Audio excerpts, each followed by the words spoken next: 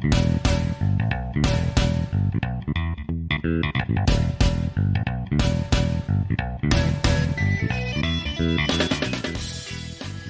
everyone, and welcome to episode 107 of The Goods, a film podcast. This is Brian here. Danny out there? I am, Brian.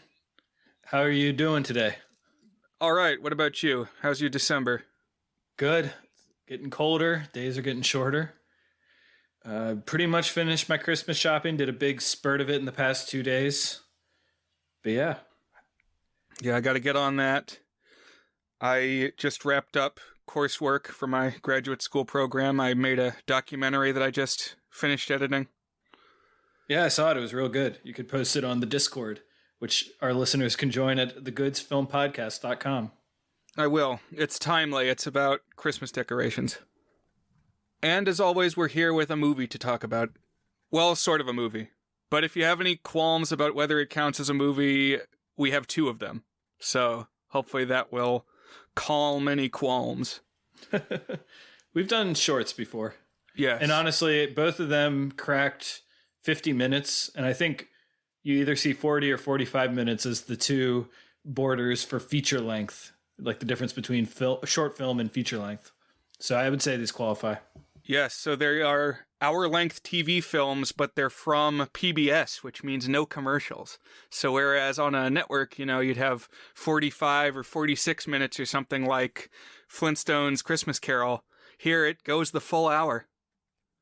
And that's because these are Christmas Eve on Sesame Street from 1978 and Elmo Saves Christmas from 18 years later in 1996. Dan, did you have any familiarity with these going in? Yeah, last year I watched the first half of Elmo Saves Christmas with my kids. And sometimes, we'll start something like a half hour before bedtime. And then usually we pick it back up. But for whatever reason, maybe we did it like late in the season and then after Christmas we didn't want to watch it or something, but we never got around to finishing it. So I had only seen the first half of Elmo Saves Christmas until recently, till this week. And then I had never seen Christmas Eve on Sesame Street.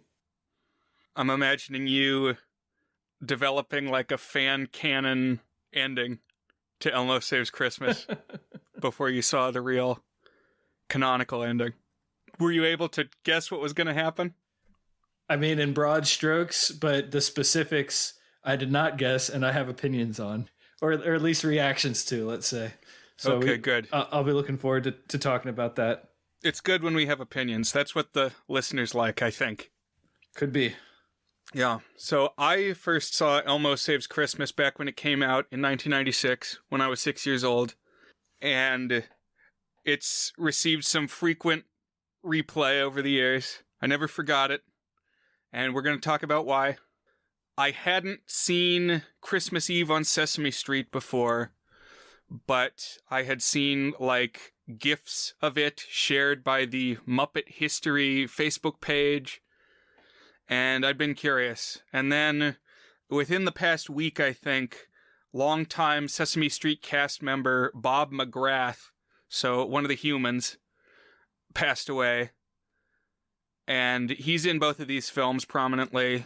And supposedly Christmas Eve on Sesame Street was one of his favorite projects. Nice. So I wanted to pay some homage. Plus, as you said last week, we've been dancing around this one for a little while. It was on my 100 film favorites list.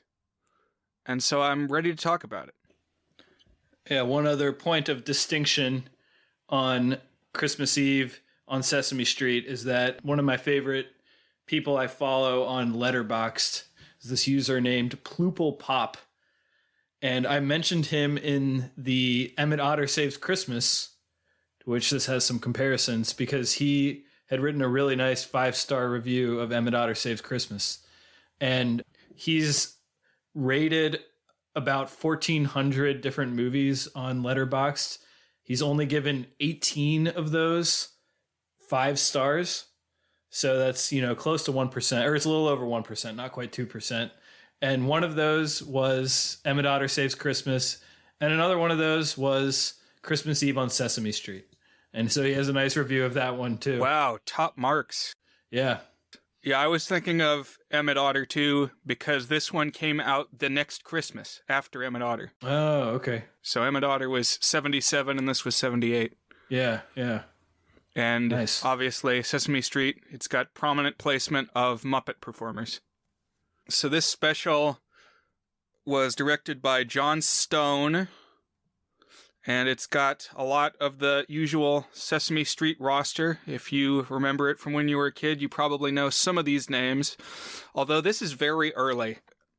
Sesame Street started in 1969, and this is basically the OG cast.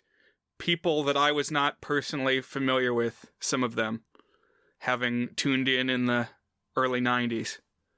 And that extends even to like Muppet characters too, because you've got, Big Bird and Oscar and Cookie Monster and Bert and Ernie, but I don't think we see Grover in this. Did we? Oh, good point. I don't recall. They kind of ran together because I watched them consecutively, so I don't think so. Right. I don't think we did. Definitely no Elmo yet. He had not had his advent. Now, Brian, before we jump in here, can we just very briefly talk about what our own relationships overall are to Sesame Street? Yeah, I think that makes sense. What do you got?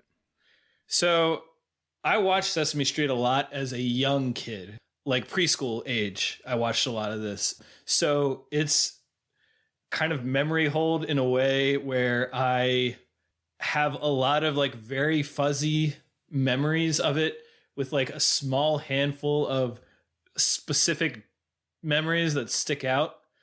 And I know that it was like very important and formative on me as a kid. Like it was one of the first media things that I clung to as a young person. And a couple of the things I distinctly remember is the Count was really scary to me.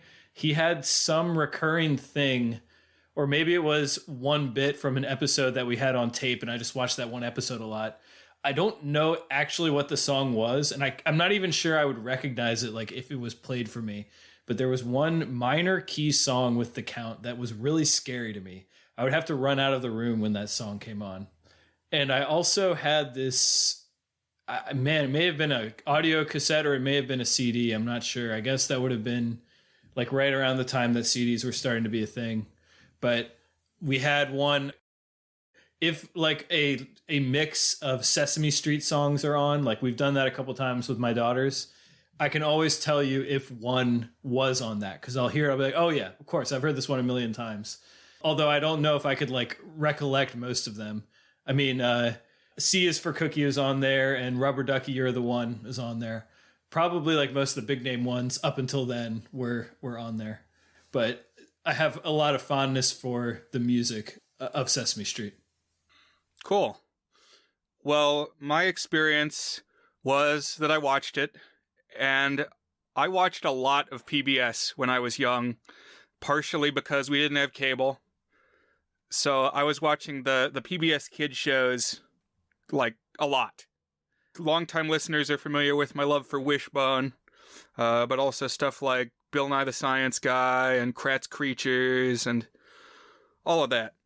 And then I had a brother who was 7 years younger than me, so I kept up even with the younger aimed shows longer than one might expect. So I was still keeping tabs on Sesame Street. You know, it's a little more intellectually stimulating than Teletubbies, which came out around the same time as my brother. I like that. Came out. This is your brother. I guess your brother did quite literally come out. Yeah, by that I mean being born. Yeah. Yeah. Yeah, same thing for me with Blue's Clues. And a couple other shows from the era. Dora the Explorer, too.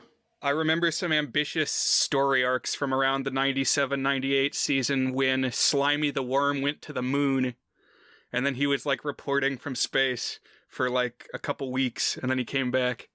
But anyway, this was pre my brother. He wasn't around yet in 1996.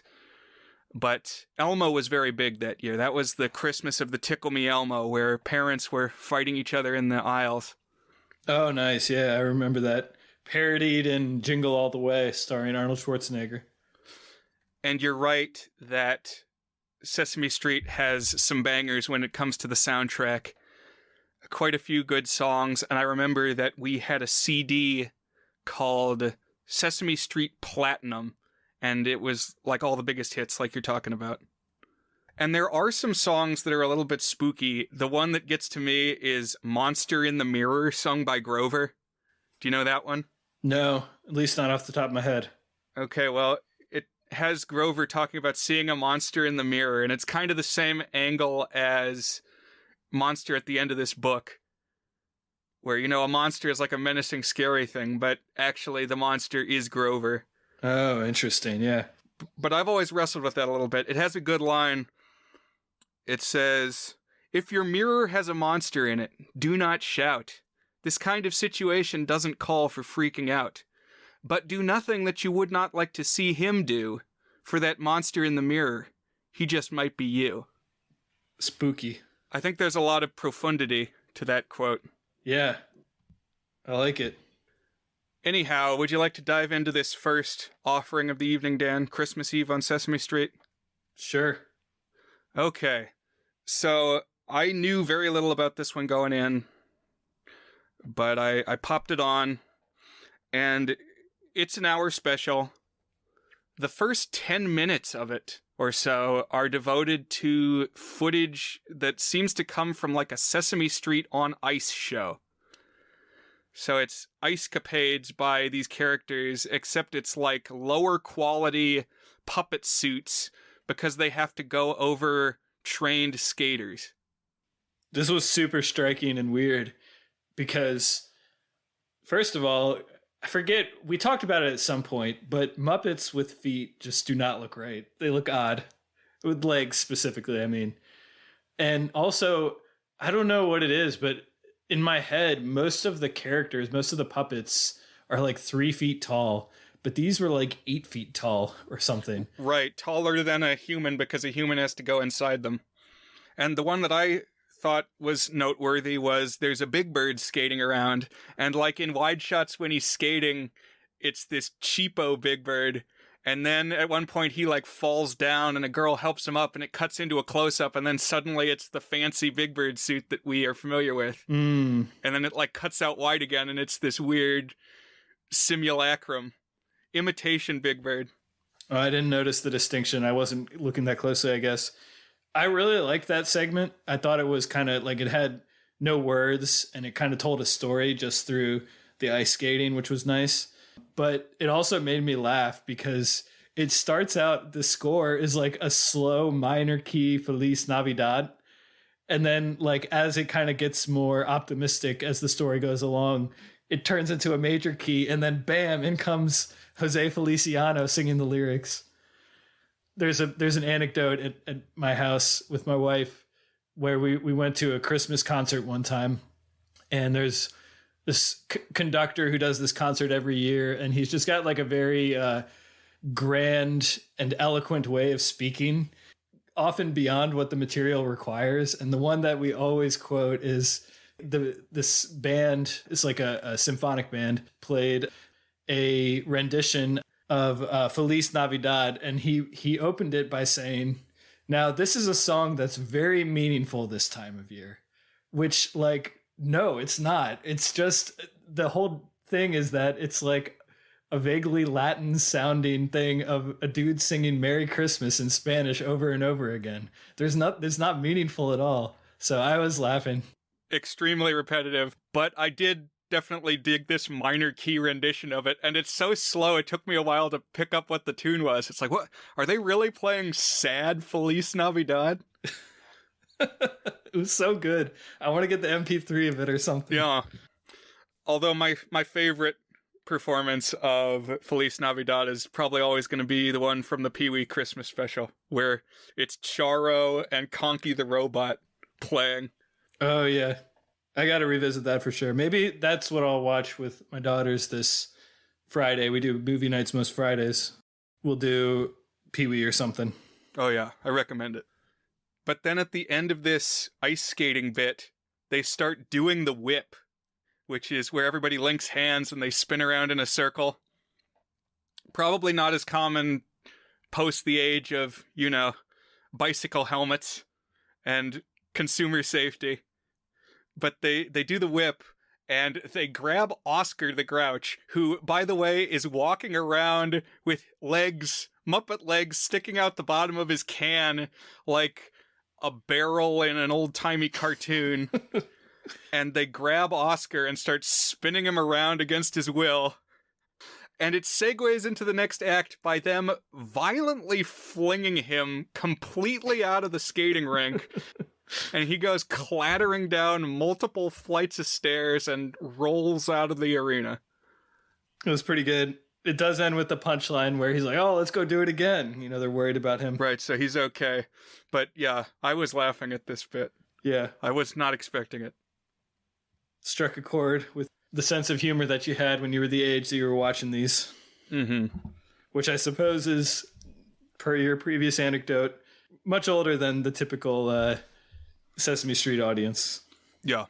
And this bit where he's falling down all the stairs, I felt was representative of like a generally edgier tone of this very early Sesame Street content. Like in a scene or two later, Oscar calls Big Bird stupid, and then he just goes off on Big Bird cussing at him, except you don't hear it because a train is rumbling by. This surprised me. I was like, what is this? Yeah, they let Oscar fly his freak flag a little bit, which I can kind of respect, but not something you would see today. Another thing I noticed is it very much like emphasized that they're in New York. There's this whole scene where they're on the subway, and I mean, I don't think you would ever like doubt that they were in New York City on Sesame Street, but just this whole sequence of them like getting around in the city is something you didn't see as much later. Yeah, good call. I didn't think about that, but you're right. It's definitely like we're in the Big Apple. Here we are on the, I don't know, what are the names of the trains? Whatever it is. Yeah, it's like very, very New Yorky. Brian, I was wondering, do you have a favorite Sesame Street puppet character? Or like a tier rating or anything like that? Man, I should have prepared something like that. Favorite. I think Grover tends to be pretty funny. And they put him in a lot of different situations. But yes, I like the skits with Grover. Bert and Ernie, consistently pretty funny. What about you? So when I was a kid, I was really fond of Telly, but I can't even tell you anything about Telly except that he's like that purplish color. So I don't know why I like Telly. Obviously, Cookie Monster, reliable gag machine. And he gets some pretty funny ones in these two specials. And then Ernie was always a favorite of mine. I liked his snicker, his laugh. I had a cousin who was had a radio show, and when I was in preschool, he would call my house and pretend to be different Sesame Street characters. And his Ernie was the best. He had a really good Ernie laugh. Yeah, I like that Bert and Ernie both have distinctive laughs. Bert goes, and Ernie goes, it's like a hissing laugh. Yeah. By the way, Bert and Ernie holding hands, skating around during the ice skating. I would say we'll get to it, but they're plotting this one too.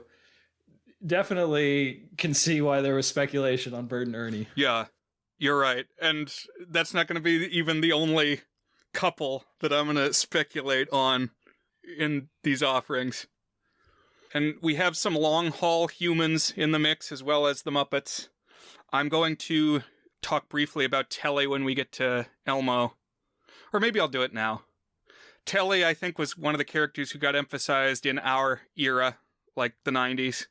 But his character was that he was like a worrywart. He was always worried about everything. Okay, interesting.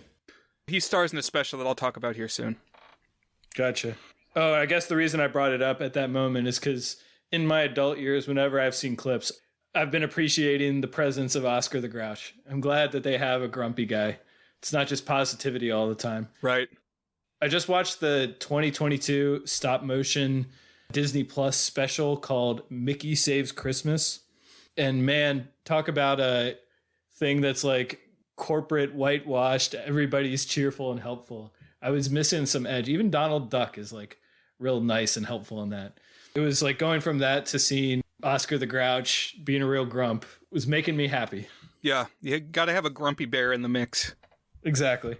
But among the humans, we had people that I definitely recognized. There was Bob and Gordon and Susan and Maria. But there's one early days Sesame Street character who you don't hear about anymore, and this is David. And David has like big crazy 70s mutton chops. He kind of looks like Mungo Jerry. And he was Maria's original boyfriend. And I looked it up. And the reason he stopped being on the show is that in the early 80s, he had a psychotic break and like went on a spree breaking into a bunch of houses. Oh my God. And ended up institutionalized, and they wrote him out of the show. He was replaced by Louise, who in short order married Maria and is going to show up again in Elmo Saves Christmas. Another character is Mr. Hooper, the original owner of the store that everybody meets and hangs out at on Sesame Street. He died in 1982, and it's kind of a milestone in children's television history that when the actor died, they actually had him die on the show. Like, he didn't die with the cameras rolling, but they acknowledged that he was dead and kids weren't going to see him anymore. Oh, wow. This 1978 special is pretty episodic, but it's got a few subplots that are developed as it goes along. The main one being that Oscar teases Big Bird, and he wonders aloud, how does Big Fat Santa get down the skinny little chimney? Santa, who is, to quote Oscar, built like a dump truck. I was like, man, not pulling his punches, Oscar. What I thought was so funny about this storyline is that Big Bird and Oscar are both performed by Carol Spinney. And I think if you listen to the audio in isolation, like, their voices aren't even too different. But it's them talking about very different things. It's always fun to imagine characters having conversations with themselves. Like on The Simpsons, there's a couple of voice actors who do a bunch of characters, and oftentimes having characters with themselves, or excuse me, having conversations with themselves. Right. Like, I believe Harry Shearer is both Mr. Burns and Smithers. Oh, that's great, yeah. Or another case like that is Justin Roiland doing Rick and Morty. And just imagining them, you know, arguing with themselves in the booth, it always makes me laugh. So now Big Bird is worried. He's got to get to the bottom of how Santa gets down the chimney. So the whole rest of the special, he's interrogating people, trying to get the answer. And he, like, ropes Kermit into helping him out, and Mr. Snuffleupagus into helping him out. And so they're going around and asking, like, all the neighborhood kids, how do you think Santa goes down the chimney? Yeah, one thing I liked about this one that was a little different from Elmo Saves Christmas is that this felt more like a supercharged episode of Sesame Street, where, like you said, it's episodic, but it's also got different types of segments. It's got, like, the kids talking, and it's got different types of little stories and skits going on. Yeah, you're right. It does feel like a more standard episode than what would come later. Then we have Bert and Ernie's arc, which is the Gift of the Magi. So we've talked Gift of the Magi a little bit before. Actually, when we talked about Emmett Otter's Jug Band Christmas, that was a lot like Gift of the Magi. So the Muppet team seems to have had Gift of the Magi on the mind in the late 70s. The specific angle here is that Bert has a paperclip collection that he gives up to get a soap dish to hold Ernie's rubber ducky, but Ernie gives up the rubber duck to get a cigar box to hold the paperclips. And they both go to pawn the stuff at Mr. Hooper's store. So Mr. Hooper is in possession of both of the treasured objects. But then when we finally get to the gift-giving scene, and Bert presents the dish, and Ernie presents the cigar box, and they have the brief moment of anguish Mr. Hooper promptly arrives and gives them back their things to be contained in their containers. And so it's kind of a Hooper ex machina. The sorrow doesn't have to linger. Did you have any thoughts on this arc, Dan? Yeah, I mean, it does kind of soft pedal the tragic outcome of Gift of the Magi, which, we kind of talked about, we have mixed feelings about. It's like it doesn't have an uplifting ending in its original form. But just because I feel like it still kind of hit the point of it, but still didn't let us feel too bad about it. And, Mr. Hooper, he's a wise man. I think he's seen his Christmas specials before. He knew what was going on. And so he was able to save the day. Yeah, he seems like a nice guy. And then one other bit that happens, the prominent placement of Bob, which may be why he finds the special so endearing, is he plays a song called Keep Christmas With You on the piano for a bunch of kids. And this, as we said last time, is going to be a song reprised in Elmo Saves Christmas. But it's about holding the spirit of Christmas in your heart and trying to keep it all the year. When Christmas is over, save some Christmas cheer, is what they say. And it's kind of understated here. It gets a more grand performance in Elmo Saves Christmas. I thought the songs were pretty much all terrific, actually, like really excellent in this Christmas Eve one. Just really every song that came on, I was like, oh, wow, this is like a really lovely or kind of clever or something. And it's got, I think it's Have Yourself a Merry Little Christmas, yeah, with Bert and Ernie. Yeah, I liked the one at the beginning that was True Blue Miracle. Uh-huh. Which I feel like I've heard in some version before, but I don't remember it having the same lyrics. So I don't know if they took an existing song and kind of molded it to what they needed. But yeah, there were some good musical numbers. But I'm really going to go in on the musical numbers in Elmo.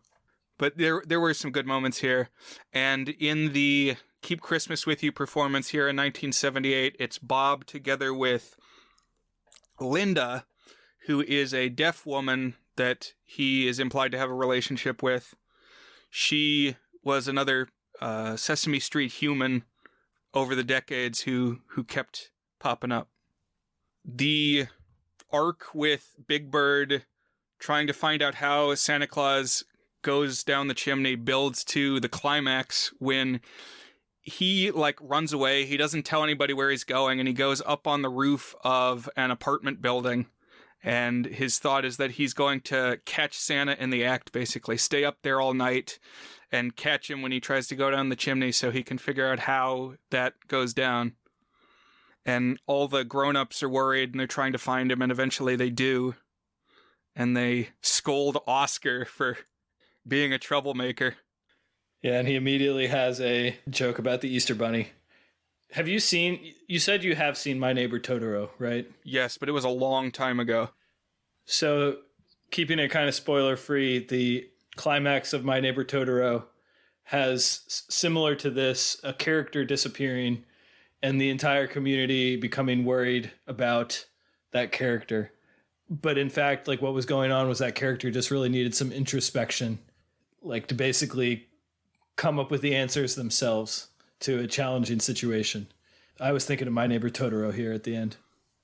Yeah, it didn't arrive at quite the moral that I was thinking that it would, because Gordon brings Big Bird into his apartment and it's all dressed up for Christmas, and he's basically just remember that there are people who love you, Big Bird, and that's what you need to keep in mind. That's what's really important.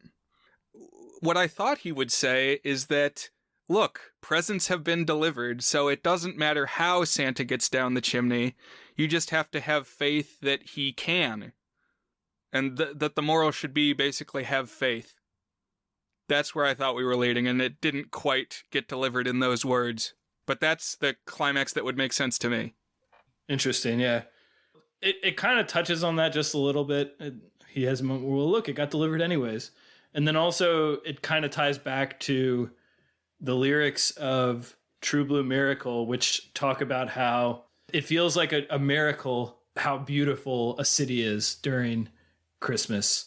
But what's really beautiful and what's really a miracle is how we as humans become kind and connected and grow together during the Christmas season.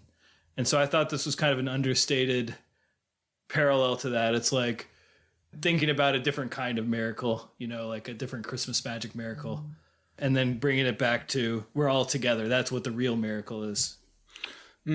Yes, I like that a lot. I think you're right. So that is Christmas Eve on Sesame Street from 1978.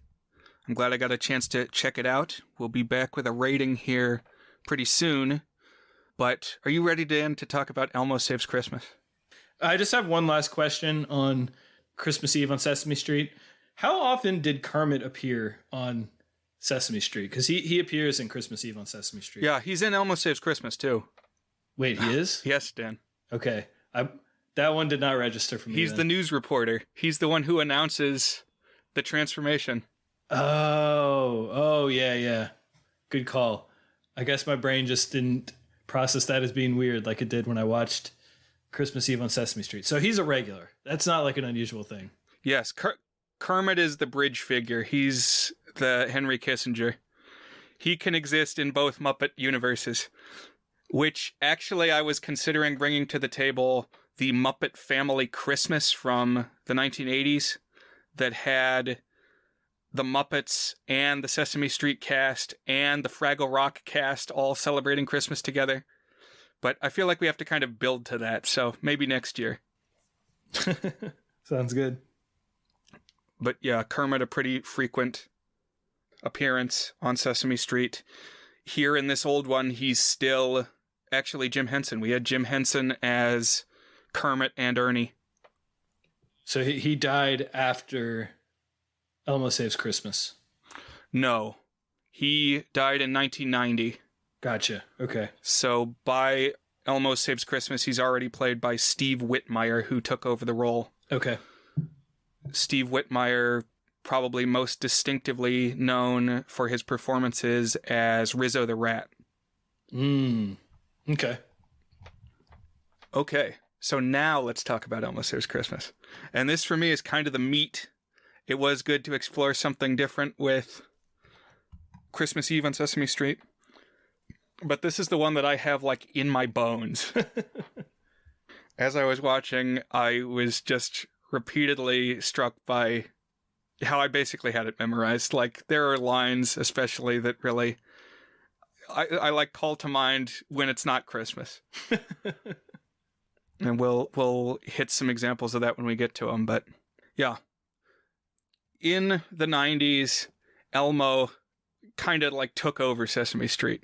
He was the commercially viable figure, and he just got such outsized prominence that towards the end of the 90s, they like replaced the last quarter of the show every day with the Elmo's World segment.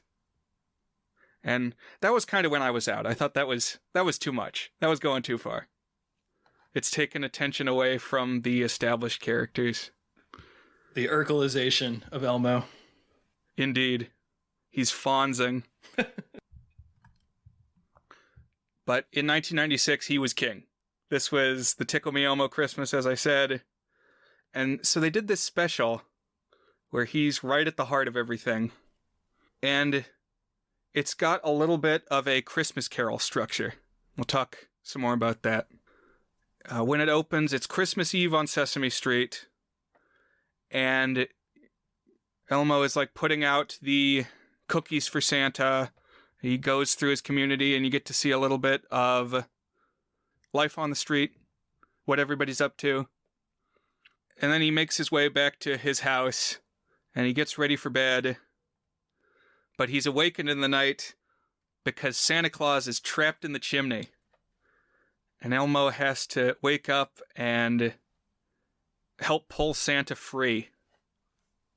Oh, I also want to say that the very beginning of the special is a frame story because this tale is being told by Maya Angelou. Big pull. Who I think is like, it's like a very PBS type guest star. Poet laureate Maya Angelou here. I just read I Know Why the Caged Bird Sings for the first time like 3 years ago. Very moving book. And so she's telling the story to some other prominent 90s Muppets, these being Zoe and Rosita and Telly. Oh, and Baby Bear, who are hearing this story about how Elmo saved Christmas and then almost lost it again. Because, yes, Elmo frees Santa from the chimney, and as a reward, Santa offers him a magic snow globe which will grant him 3 wishes. So Santa is very OP here. Santa is suddenly essentially a genie. I mean, this is really lampshading that Santa is a god. Like, even if you think about what Santa's role is in normal Santa circumstances, this one had me thinking, like, okay, what can Santa do to improve the world that Santa is not doing? I have more thoughts on that as the nature of some of the powers comes identified. Well, you know, maybe this is a deist cosmology when it comes to Santa. He set things in motion and then stepped back. Maybe I was thinking it's like Harry Potter, where they have the statute of secrecy and there's like other rule. There's a whole ministry of magic and all that. Like, there are very distinct and clear rules on what magic you can do that's public facing, you know? So it's like, you can't reshape destiny to Santa's will. It's like, no, that gets you thrown in Azkaban, Santa Azkaban. Yeah, well, Elmo's first wish is for a glass of water. And I like this because Santa's jaw is like hanging open. He says, "You have 2 wishes left. Don't wish them." Made me think of Bedazzled, because how he wastes the first wish on an ice lolly or whatever, like something pointless with his very first wish. Oh, definitely. And then, of course, it ends up being a Faustian bargain to get those wishes. Mm-hmm. But then the next day, Christmas morning, Elmo makes a more consequential wish. Because he wishes that it would be Christmas every day. And I don't know, Dan, if you've seen any other movies where somebody wishes for it to be Christmas every day. I know it happens in... What was the one? A Mickey's Once Upon a Christmas. There's a segment where that happens. I think there's a couple other specials that have this. That's the one I've seen.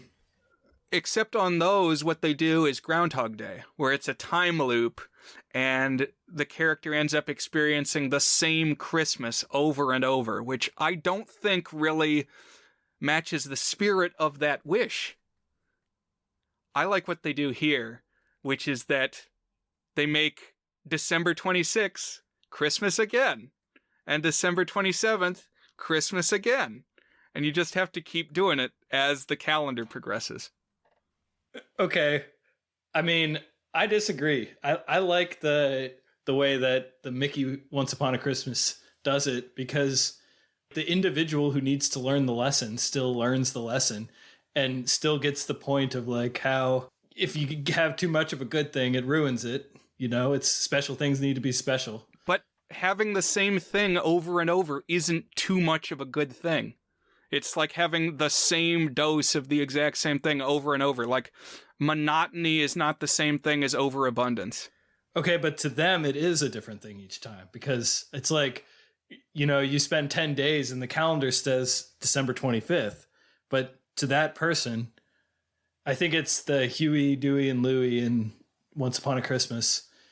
To them, it's like 10 days, even though the calendar says it's 1 day. Right, but you get the same people saying the same things. I think the repetition wears on you in ways beyond the realization that you can't have Christmas every day. I think the pitfalls of time loops are different and just more varied than what we see delivered on here. I guess so, but that to me highlights just how completely ludicrous. Well, let's talk a little bit about it when we get to it, when we outline the rules here in a minute, because it does not make any goddamn sense to me. That's why I love it so much, Dan. Because we are going to get completely bleak and apocalyptic just because the news media tells us to. because at first it seems that nothing has changed, but then reporter Kermit the Frog comes on breaking news. It's going to be Christmas again tomorrow. And everybody just blindly accepts it.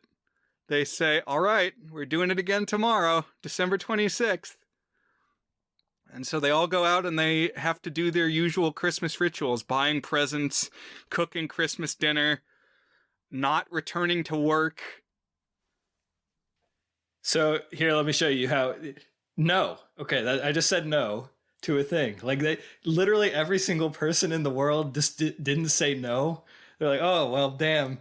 Kermit the Frog said it one time, so I guess that now we're doing this literally forever until somebody else wishes it. So, like, the nature of this wish isn't even to get one guy to say it. It's like to alter the brain chemistry of every person on Earth so that they buy into this premise. Genies are powerful beings, Dan.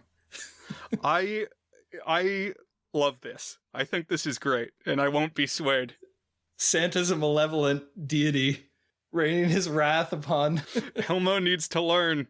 He needs to get Scrooged. Poor little Elmo is like, oh man, I like getting presents. Wish I could do that every day. And Santa's like, you will know Armageddon, you little weakling. Yeah, that's the premise. That's what we're going to see expounded on for the next 40 minutes. And it really does have this like 5-act structure in the mold of A Christmas Carol, because we got this set up. Now he's made his wish, and Santa shows up and he says, you're going to learn your lesson, Elmo. Well, I guess Santa comes back. He appears on the street corner because now this wish is in motion, and Santa bequeaths unto Elmo a young reindeer named Lightning. And because he's one of Santa's reindeer, he can fly really, really fast. Actually, this one may be like preternaturally fast. Faster than time. Even more than the others. He's faster than time. And so this reindeer Lightning can do what Superman does in the 1978 Superman movie, where he flies around the Earth so fast that he can time travel. It's like he outpaces the days. This to me, so okay, casually, it's like a supplemental thing to the story. It's like, oh, we have the wish. Oh man, we got to experience this wish. That's the main story. Oh, coincidentally, here's a reindeer that can travel through time. It's kind of like in Spider-Man 2, where just they kind of toss aside, oh, and I've created a sentient artificial intelligence to control my Doc Ock arms. And like nobody's like, oh, wow, this is going to reshape human society. Like, oh, yeah, okay, no questions, no further questions. You created a sentient AI. It's like, for me, it's like, well, let's talk more about Lightning Bolt or whatever his name is. How come he can travel through time? Can all the reindeer do this? Is he extra special fast? Yeah, that's not really established, but it's important that he can travel through time because now we're basically going to get our 3 chapters of time travel a la the Christmas Carol ghosts. Mm-hmm. Because first we get a stop when it is Christmas in springtime. Each of these chapters we're going to check in with a few developing subplots. So the first one that I want to say is there's a song that I guess the Sesame Street characters sing every Christmas, where they have carolers going through the streets, and I love every version of this because it changes as the calendar advances. But their standard lyrics go, hang a star upon the tree, it's Christmas again. Candy canes for you and me, it's Christmas again.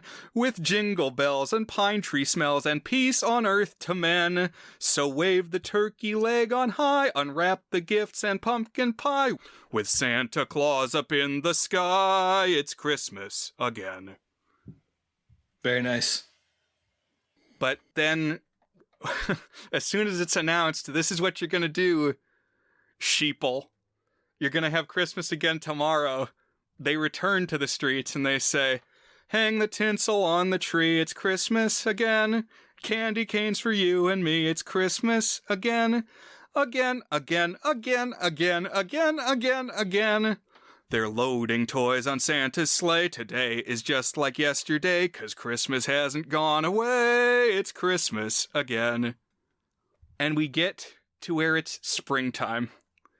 And again, the carolers come out. Elmo and the time-traveling reindeer land in the tulip-filled town square. And the carolers, in their Easter finery, say, "Cherry blossoms in the trees, it's Christmas again. Tell ladybugs and bumblebees it's Christmas again. The birds of spring go caroling in every glade and glen. The snow has melted clean away, there's only grass for Santa's sleigh, and though it's very warm for May, it's Christmas again." You like this? I love the lyrics in this special. There are some great turns of phrase. I love the internal rhyme in "the birds of spring go caroling in every glade and glen." Nice, yeah, that's solid. So we're just going to comment on some of the arcs that we see develop in each of these stops. So one is that Grover is a Christmas tree salesman. And because we keep having Christmases, people have to keep buying Christmas trees over and over. I think people would embrace artificial trees if they hadn't already. But some poor saps just have to keep buying live ones over and over again. And this is the case for Grover's perpetual customer. And I don't know how familiar listeners you are with Sesame Street, but in my era of the show, the 90s, there was this skit on all the time where Grover was usually a waiter, and this guy would always come in for lunch, and there would be comical misunderstandings where Grover would serve him the wrong thing and he'd get irate. And this guy is a bald gentleman with a big mustache, and he's a Muppet, and he's blue. On the Muppet Wiki, he's referred to as Fat Blue, because that is his body type. It may be cruel, but that's his handle. That's how it works, yeah. Interesting. So the nature of these subplots actually did have me thinking of time loops, because it's not exactly a time loop where you have the, like, it's going to go the same way unless the protagonist does something different. But it is kind of the same in that, like, the variations on each of the times we visit it, like, reveal something about the nature of the fundamental questions of it. And it has basically the same beats and the same structure, but just like a slight variation in each one. Right. Well, it's the growing strain. It's things coming apart at the seams. Because as the year goes along, Christmas trees start running out. It's harder and harder to get a Christmas tree. And by the way, this is one of the lines that I think of all the time. Just whenever I pass a booth that is selling Christmas trees, I think of this little jingle that Grover sings in one of the bits where he goes, "Christmas trees, get your Christmas trees right here, Christmas trees." So whenever I see a sign, "Christmas trees for sale," that's what I think. Oh, one thing I want to comment on. When Santa sends Elmo off on his mission, he sings this sad song that's going to get reprised later where he says, "Every day can't be Christmas. That wouldn't be such a treat. You can get tired of chocolate candy when that's all you eat." And I was wondering, Dan, do you have a favorite sad Christmas song? Favorite sad Christmas song? I would need to think about, like, actual favorite. Two that pop to mind are the original "Have Yourself a Merry Christmas," which I think is one of the great secular carols. Really? Well, I don't know. Maybe some year we got to cover "Meet Me in St. Louis," which is where that song comes from. Yeah, I haven't actually seen Meet Me in St. Louis. And in that one, the song is so bleak. It's like all the things are as negative as can be. It's, "A year from now, we all will be together. And it's basically like everything sucks now, but in a year it'll all be okay. And then all subsequent covers try to like patch over how dark the song is.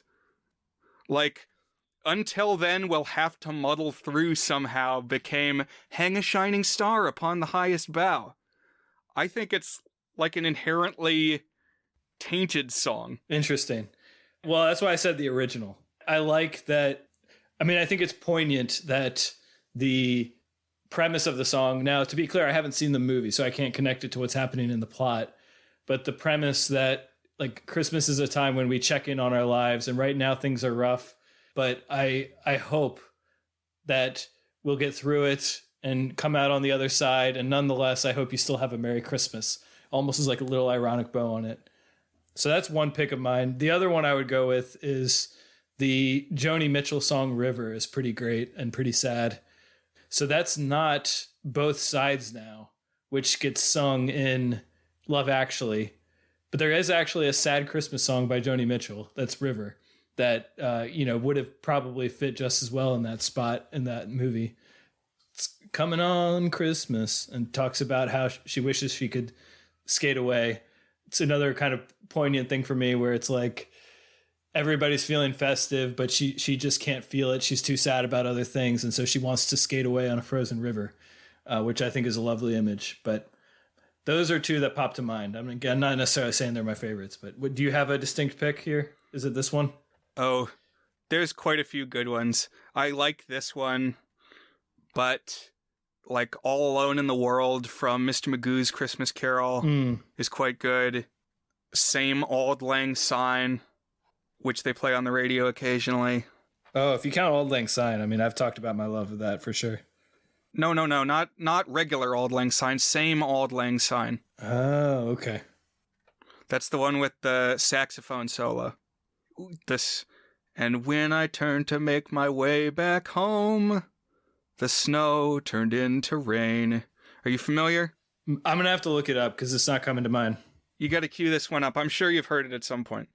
But it is possible to have a Christmas song that's too sad, which is the case of Christmas Shoes. We don't need a song on the radio all the time about mothers are literally dying of cancer here on Christmas. I agree. Like, you don't need to give that airtime. It used to be back in the day. It was like they played that all the time. It's like, no, too much, too far. This is not the Christmas spirit. Yeah, I remember that. Anyhow, though, a couple other of these subplots we're going to check in on from time to time. One is Maria and Luis, who are a couple now with a daughter.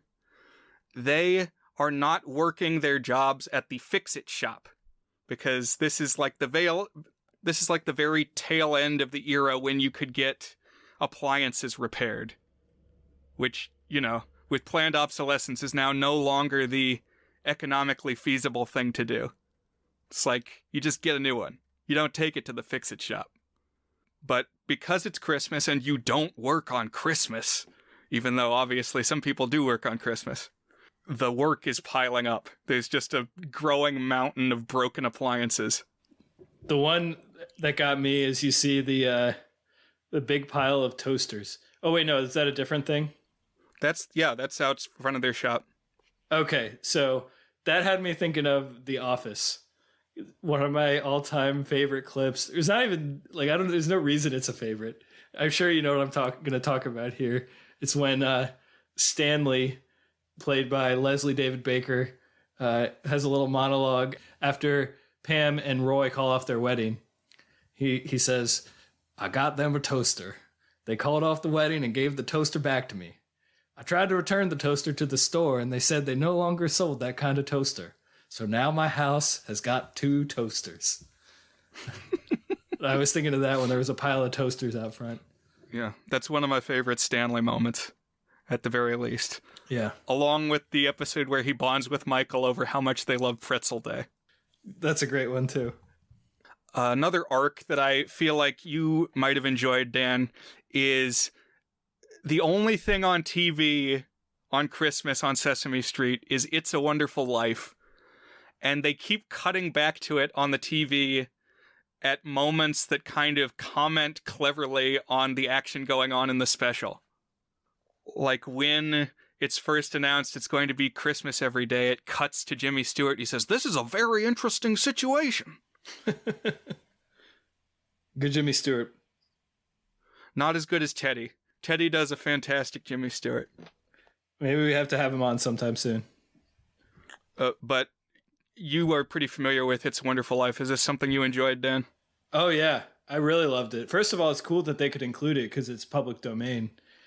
Right. Or at least I think at this time it was considered public domain, which was the case for a long time. And some will say it's the reason it's so well known today is because it got so much constant television replay that it could be a punchline like this. Oh, that's the only thing you can watch.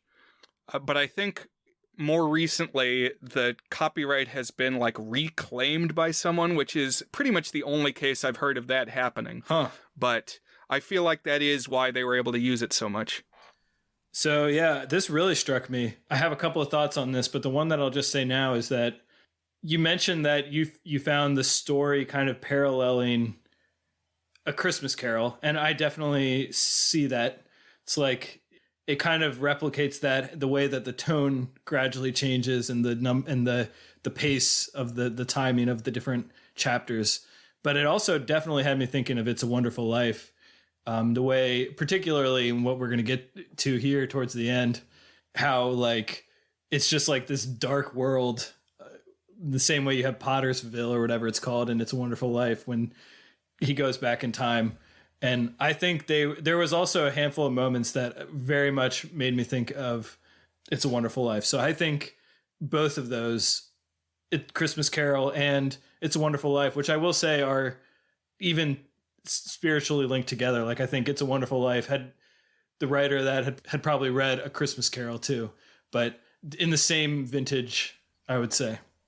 Sure, we've talked about that a bit, that in It's a Wonderful Life, the message is kind of an inversion of Christmas Carol, where it's a character who thinks they're no good, they're too down on themselves, and then they come to learn their value, which is the opposite of what happens to Scrooge. Mm-hmm.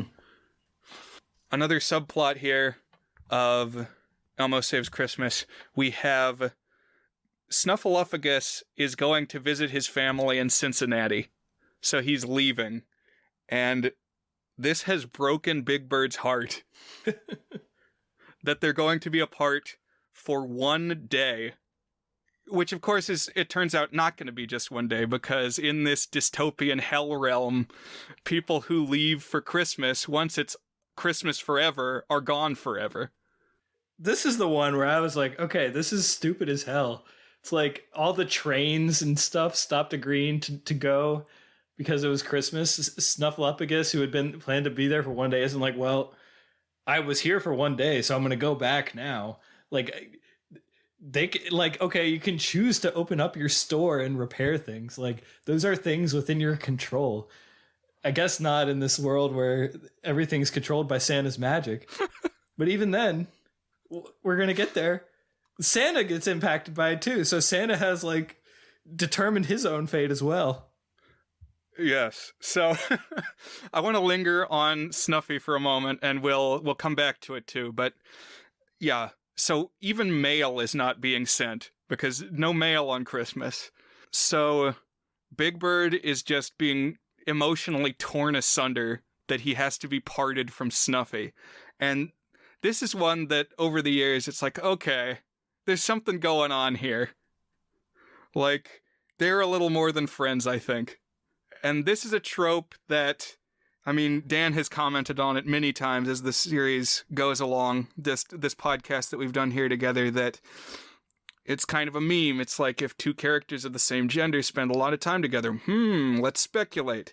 Which is something that I think you can go too far with. Like, I don't think the fact that Fred Flintstone and Barney Rubble work together and are next door neighbors makes them gay lovers.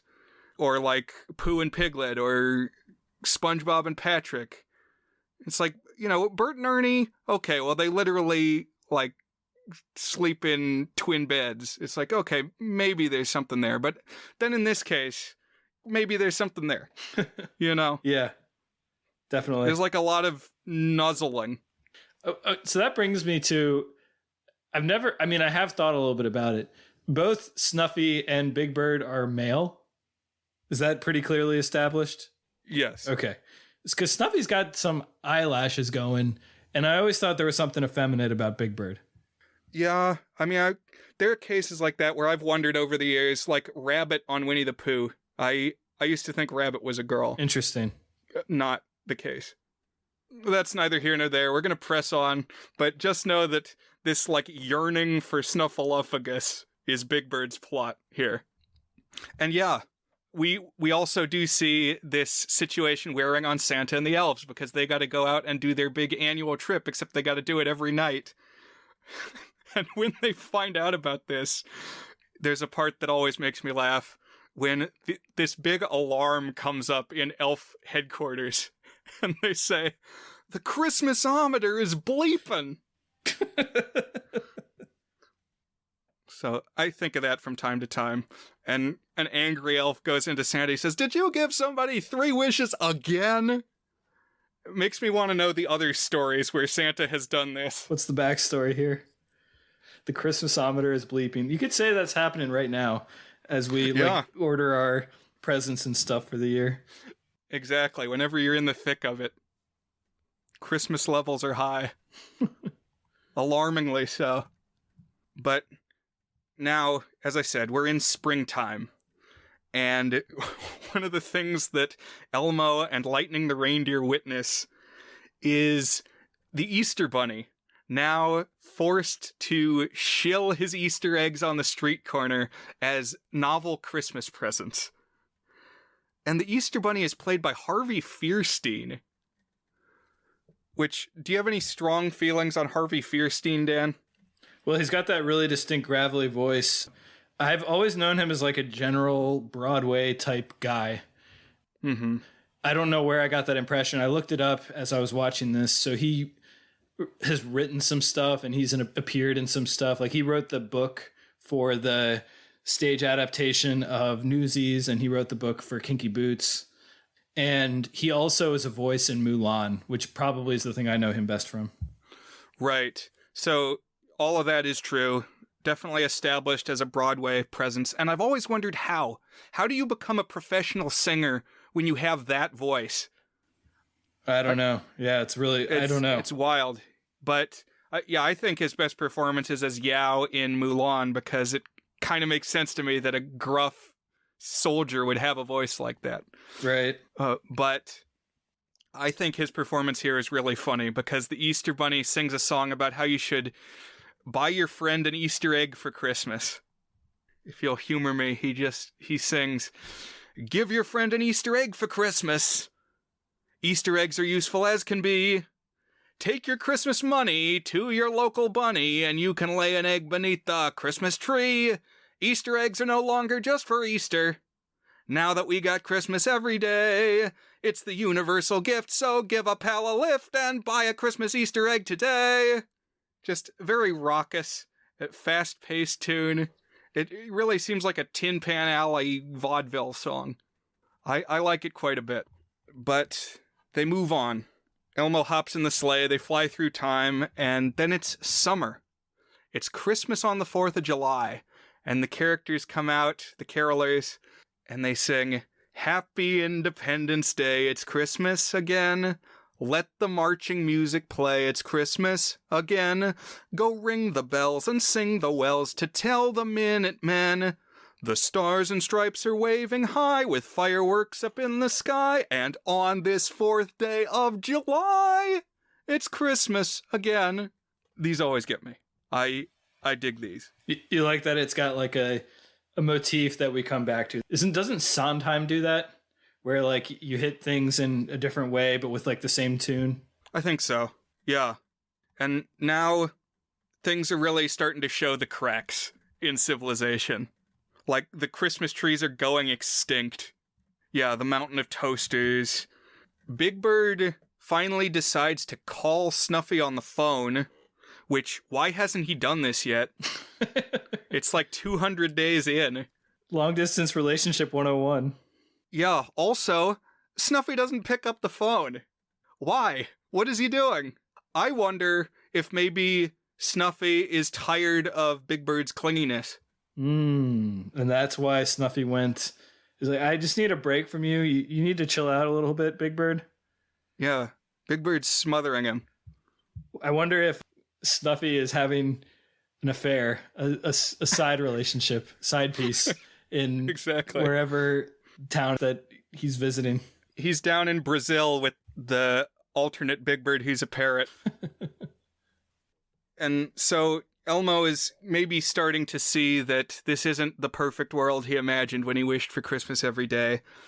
But he thinks, you know what? If we go forward to when it's really Christmas, December 25th, we'll see people getting in the spirit again. And so they warp, another 5 months into the future. And here we are on Christmas number 365 or 366. And society has collapsed. It's Pottersville, like you said. Or Hell Valley in Back to the Future 2. Yeah, just urban decay everywhere. And the carolers come out, but they can't sing anymore. They've lost their voices. Again, you have control of the things you do. You could choose to stop singing if it's like physically harming your body. Also, is the doctor's office open? So are people getting sick and stuff? Yeah, I mean, I think it must be that they aren't open because nobody works on Christmas, Dan. That's the way this world works. I guess so. So yeah, no fire department, no police. Frankly, impressive that the infrastructure of society has persisted to like there's still electricity and working plumbing and stuff. But of course the main concern is that you can't watch anything beside It's a Wonderful Life. Right. Yeah. Everybody's sick of Christmas at this point and just despairing. The Fix-It shop is all boarded over because they've finally accepted that they can never return to work. Elmo has seen the error of his ways, so I will commend him on his bravery that he walks out into the town square and takes responsibility for this apocalypse. He says, everybody, this was my doing. And he says, it's okay, though, because I have a third wish, and I'm going to wish for things to be back to normal. But the magical snow globe slips through his fingers and shatters on the sidewalk before the wish can be granted. And nobody's mad about it. They're like, No, they just are very sad, and Louise says, it's Christmas forever. Which is my favorite line in this entire thing. I'm never going to not laugh at that line. Just his completely defeated delivery. And so this could be where things end. The world could just be doomed. But then Elmo remembers that he is traveling with a reindeer capable of flying faster than time. So they reason, if he could fly forward in time, he could fly back. Which, I don't know about the physics of that. I don't know if that tracks. But that's what they decide they're going to do, is fly back to the previous Christmas Eve. And so when they let Santa out of the chimney this time around, Elmo is not going to wish for the snow globe. He's not going to choose that. He's going to choose one of the other gifts that Santa offers him as a choice. And weirdly, Santa remembers everything that happened. Santa remembers that this time traveling has occurred and everything he experienced during it. So Santa really is a god, I guess. I have a theory. You ready for my theory? I'm ready. Okay, so first wish. All right, first wish is a glass of water. And he drinks the water. And then he wishes for Christmas to happen every day. But that first wish was generated by Santa's magic. So, my theory is that why do we keep seeing It's a Wonderful Life? Why does the movie go out of its way? Well, yeah, there's some parallels there to the story. But what's the thing that happens? It's that he has this vision of an alternate reality that is, in fact, an instantaneous vision in his head. That time didn't really pass. He didn't really go to an alternate world where Pottersville was real. He just had a vision of it. Because he instantly is back where he was as soon as, like, he's gone through the experience of seeing what he needed to see in Pottersville. Well, maybe what happened is when he had that sip of water, Santa used his magic to make him experience what life would be like if he had Christmas every single day. Okay. So none of that actually happened. That was just a vision in Elmo's head. In that sense, it's even more like Christmas Carol then. Because it is really like he wakes up in his bed. He's got his second chance. That's true, yeah. Yeah. Because, I mean, yeah, Santa makes multiple references to things that happened during this vision or this adventure, whatever it was. Like, oh, I almost retired. And he has, like, examples of the messed up toys that the tired elves started making in their, like, factory mishaps. But yeah, now Elmo sets things right and saves Christmas by just not messing it up in the first place. So, thanks, Elmo. And it's kind of a clever double meaning because they joke he saved Christmas by getting Santa out from the chimney in the first place. But also he saved Christmas because he wished it back to normalcy at the end. Mm-hmm. But also he saved the spirit of Christmas by keeping it with him, Dan. Oh. And the whole ensemble comes together here on Christmas Day, and they reprise Keep Christmas With You from the special 18 years earlier, Christmas Eve on Sesame Street. And I think it just really matches the moral here of the spirit of this special, where you don't need to have it be Christmas every day for you to remember and treasure the feelings that you have on Christmas. Also, this viewing, I was trying to wrap my head around the fact that, sure, there's 18 years between Christmas Eve on Sesame Street and Elmo Saves Christmas, but it's been 26 years since Elmo Saves Christmas. Wow. It's like 1990 is closer to the JFK shooting than it is today. There's other ones like that. Like, I don't know how far back you have to go till it's closer to the Civil War than it is today. Stuff. It's just like really weird how our perception of what the modern era is kind of flattens. Right. Or one that gets me is that Julius Caesar and Cleopatra lived closer to today than the building of the pyramids was to them. Wow. And yeah, that's Elmo Saves Christmas from 1996, Dan. I'm glad you could finally experience it, take the journey or the vision or whatever it was, this hellish mind trip that Elmo embarks on. Definitely something out there. Yeah. Something special.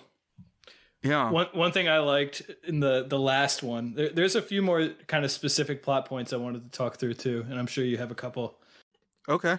Oh, please do. So one is in the last, I think it's the second Christmas. So after they've gone through a year of Christmas every day, they talk about doing something, and someone, I think it's Big Bird, I'm not 100% sure, says, I'm going to have to take a snow check on that. And I like this idea that the upheaval in society has also resulted in Christmas and winter ideas suffusing language. So it's like now everything happens in terms of Christmas. Had to take a snow check on that. That's a great idea. Yeah. I think it would become the basis of your discussion, your civilization, if it persisted long enough. It's almost like the pandemic. I mean, think about that. Oh, man. Think about how everybody's life was upended. Wow. Okay, you're blowing my mind. Elmo Saves Christmas as a pandemic parable. Now I got to go rewatch it through that lens. People are like, at the beginning, people are making banana bread and like, all right, this is all right, getting to stay home every single day. And then after a year of it, they're like suffering deep depression and the collapse of society and our economy. I may have even made that parallel in a past Christmas episode where I name dropped it. We'll have to go to the tape, but it's possible. Another one I wanted to talk about is we talked a little bit about Big Bird's yearning for Snuffy and the letters that don't get delivered. And this to me was like the most poignant little thing, how he's writing these letters every day, the same message every single day. And it's letters to no one. It made me think of a few things. One is, did you ever read the short story Bartleby? No. Who wrote that one? Melville. So he wrote it when he was going through depression. Oh, Bartleby the Scrivener. Yes, yeah. Okay, I've heard of it. I haven't read it. So he wrote it when he was in a depression about, I can't remember if it was after Moby Dick came out or as he was writing Moby Dick, but it's about this guy, Bartleby, who initially is like very well beloved in this office and very gradually kind of goes off the rails. And he keeps saying, I would prefer not to. And it goes to some wild extremes, but we learn as almost like an aside at the end that he worked in the dead letter office. So I don't know if this is a real office or not, but like a place in the post office where letters that cannot be delivered nor returned end up. So these are letters to no one. And he spent his life parsing through these great ideas and these great expressions that were just lost to the sands of time despite being meaningful to people. And I always clung to that image, even more so than the rest of that story. I thought that was a powerful image. And that's kind of what's happening here. That's interesting. That's got me thinking of an article I sent you just earlier today, a thought piece about how one of the things Elon Musk says he might do now that he's in charge of Twitter is unload all the accounts that haven't tweeted in a long time. Mm-hmm. And the writer of this article just dove through a bunch of accounts that haven't posted since like 2009 and maybe only ever posted like 2 tweets and they didn't get any engagement and so they stopped. And just expounding thoughts about that. Like, you know, did they stop because they were just crushed that nobody responded to them, or maybe they just found something better to do with their lives, that Twitter wasn't for them? Some interesting things. We'll drop it in the Discord, as we say so often these days, which I really have enjoyed. I've liked that a few new people have joined, and there does seem to be some discourse on the Discord. There you go. Oh, it never occurred to me that that was the etymology of Discord. I don't know why that didn't occur to me. I don't think it actually is. Discord is the opposite of harmony. So I don't know what the etymology of discourse is, but I think it's different. Yeah, that I was thinking of that article too. Weirdly poignant article. Yeah. A couple things that I really like about this one, some good things, if you will. I find a lot of the dialogue genuinely funny. Like, I laugh pretty frequently in this, and I think it holds up. Just the irate elves and the irate Christmas tree customer, and just everybody mindlessly accepting that this is the way the world is going to work now. One line that made me laugh really hard is in the framing story at the beginning. Telly says if he had a wish, he would wish, I'd wish for a pogo stick with chrome handles and world peace. Just kind of tacked on there at the end. The timing of that made me laugh pretty hard. Yeah. It's funny, and I mean, I think the lyrics are pretty sharp in some of these. They are, you know, were thought through.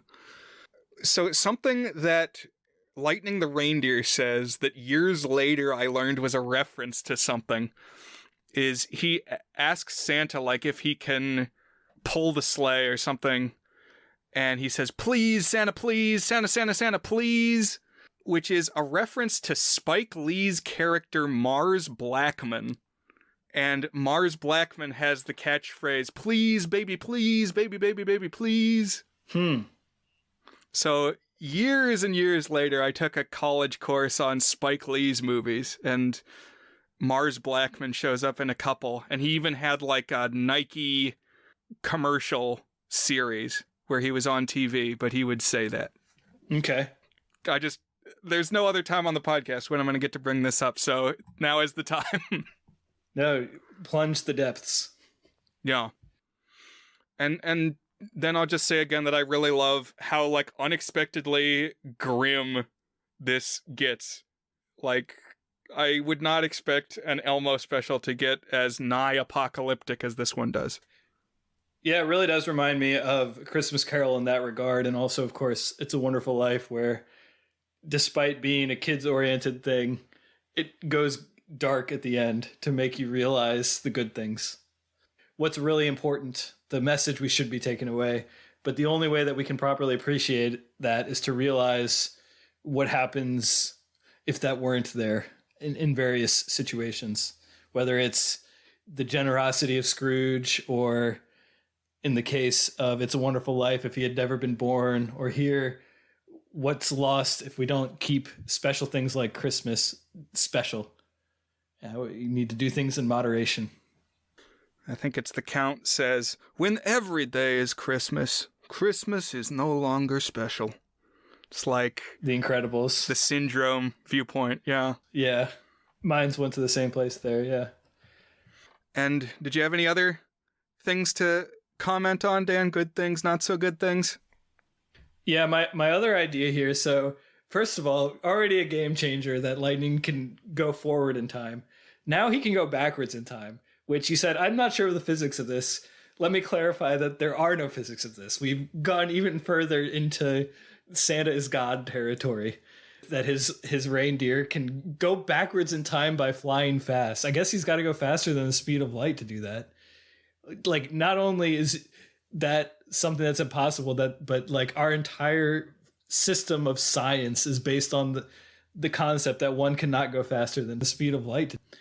And it had me thinking that you could do a spin-off of this with Elmo and Lightning flying to different time periods and solving problems. So like a kids-oriented Sesame Street spin-off version of Doctor Who. I kind of like that. It's like, oh, turns out in ancient Egypt, the pharaoh is hoarding all the food and not letting the servants eat their fair share. Well, Lightning, you know what to do. Use your magic to fly back to ancient Egypt so we can teach this pharaoh a lesson. I would watch it. In my research for this, I found out there's another early Sesame Street special called Don't Eat the Pictures, where everybody spends the night at the New York Museum of Art. And I would like to see what they have to say about various famous painters and things. I think it could be interesting. Yeah, that would be fun to look up.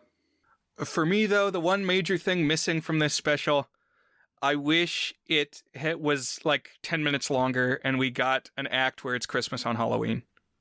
Oh, like the High School Musical, where there's space for a fourth one that would have gone between 2 and 3, but Halloween themed. So that's exactly what it'd be here, between Christmas 2 and Christmas 3, I guess. Exactly. But we can only imagine what that would have been. I like, yeah, just picturing a grungy Halloween Christmas that's almost apocalyptic, but not yet.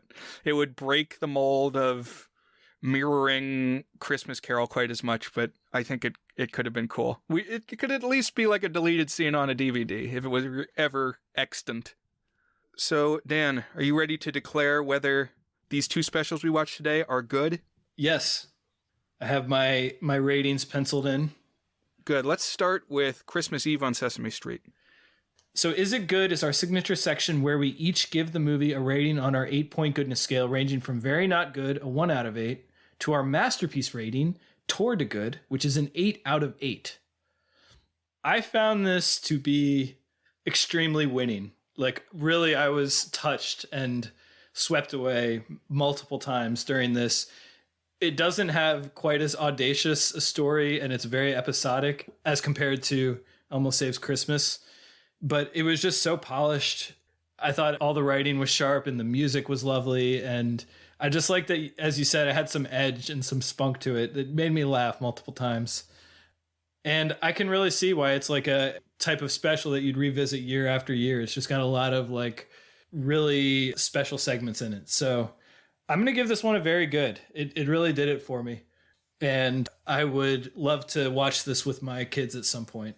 I can see how it's like right as they were really in their early kind of peak where just everything was kind of kicking and things hadn't quite settled into like a formula with the characters. It was like, I don't know, it just felt like they were still making the most out of kind of figuring out the way that each of their characters work to some extent. It just felt fresh to me. So that's, what is it? Christmas Eve on Sesame Street. So Brian, I gave it a 6. Very good. What about you? Christmas Eve on Sesame Street. So for me, I'm just a hair lower, because it is quite episodic. Although you're right, that kind of matches the structure of a typical Sesame Street episode. Like, you know, it's a multimedia experience. It's almost like a variety show.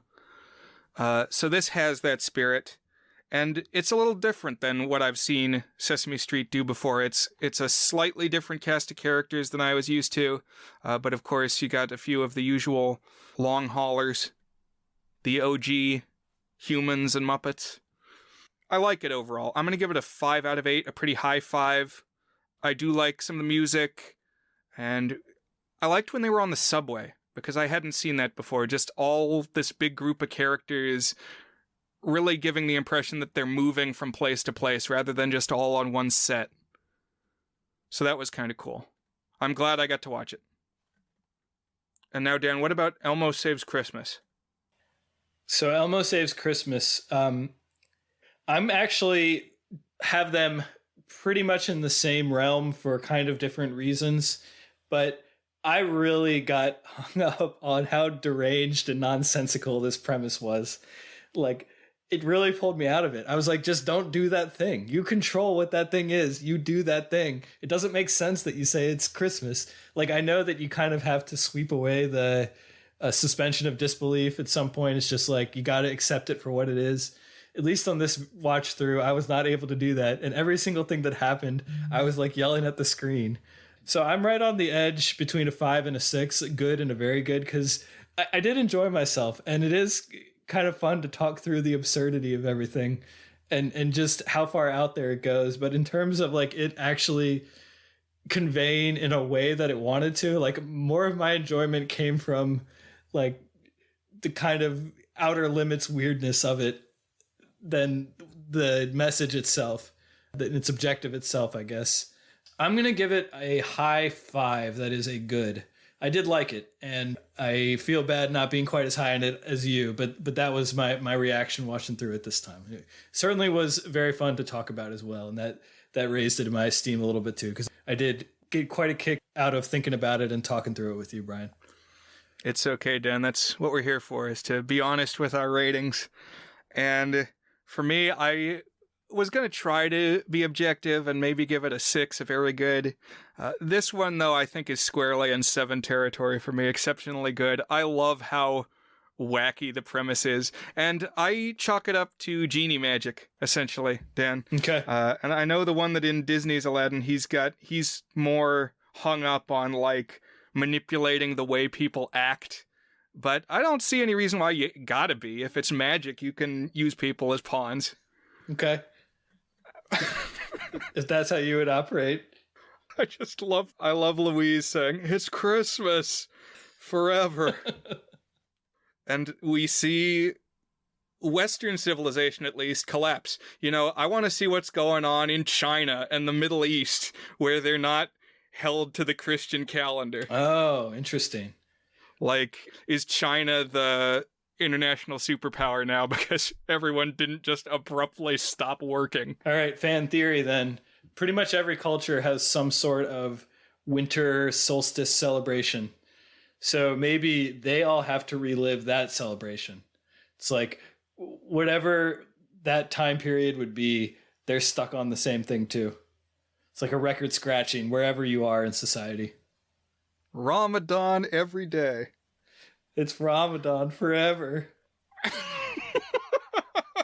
How big would your candle need to be to have 365 candles on it for Hanukkah? Your menorah? Oh man, fire hazard. Yeah, I think this is a universe that's rife for fan fiction. Yeah, the further adventures of Elmo Saves Christmas. But since we've been talking about this, another Sesame Street special from around this time that I might have to queue up before long is one called Sesame Street Celebrates Around the World from 1993. And it is a New Year's Eve special. And it has segments where we get to visit other countries and we see the local production of Sesame Street in that country, which is really cool. Oh, wow. Not something that gets talked about too much, but you see like the Arabic Sesame Street and the German Sesame Street and the Israeli Sesame Street. And this was again, 1993. And so they go to Lillehammer in Norway, which had the Winter Olympics then. And so we get this whole Norwegian segment, which I don't think anybody has paid that much attention to Lillehammer, Norway since then. Probably before or since. But I guess that's the way the Olympics tend to work. Did we ever hear about Sochi, Russia before? That's a good point. I don't think so, yeah. It's very much a time capsule. And the Israeli New Year's song is a cranker. So we might have to, in a week or two, check that one out. Viewers, we're going to turn you loose here pretty soon. Thanks for dallying with us a while. I hope you do get the chance to check out some of these if we've piqued your interest. But Dan, what have you got coming up next for us here on The Goods? So Brian, what I'm going to have us watch next week, I really thought long and hard about, do I just want to pull the trigger and do It's a Wonderful Life? I do think we should talk about it at some point, maybe next year. The reason I decided not to pick it is just because I don't want to watch it this early in the Christmas season. We're going to record about a week before Christmas, and I like it to be right up on Christmas. So maybe next year, or maybe I'll do it right after Christmas. I don't know. But what I am going to pick is a movie that I have a complicated relationship with, and that is the 2019 film Let It Snow, a Netflix original film that is based off of a young adult book. So this would be an extension of our young adult adaptation month that we did a year ago. I don't even remember exactly when we did that. But Let It Snow from 2019, I think it will connect to things we've talked about in lots of little ways. I don't think we'll have quite as much a rabbit hole as we did this week, but we'll definitely have some thoughts on some of the things that happen here. And Brian, my challenge to you is to think about what are some stories, whether it's books or movies or TV shows, that you come back to again and again for comfort. So with regularity, and the ritual of revisiting that thing is something that's important to you. Because I have a connection to this one. It's not this movie specifically. It's a portion of the book it's based on, and we'll talk a little bit more about that. So that will be kind of the theme, the lens through which we discuss Let It Snow next week. Okay, I'm ready. I'm curious. I don't really know anything about this one. Looking forward to checking it out and joining you again here on the pod, as I hope you do, listeners. Hope you're having a good holiday season and that you check in with us again here on The Goods.